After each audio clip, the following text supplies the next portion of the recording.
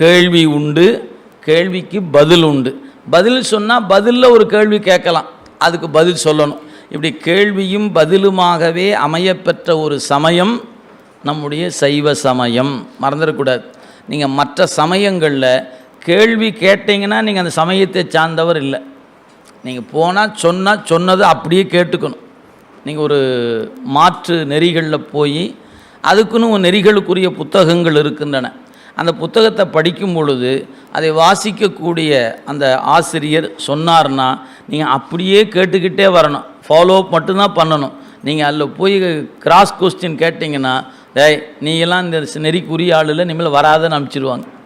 ஆனால் நம்ம சமயத்தில் மட்டும்தான் கேள்வி கேட்பதற்கான முழு உரிமையும் கொடுக்கப்பட்டிருக்கிறது. அதை நீங்கள் மறந்துடக்கூடாது. நீங்கள் அதனால தான் நம்ம சமயத்தில் மட்டும்தான் எல்லா தரப்பு மக்களும் உள்ளே இருக்கிற இடம்.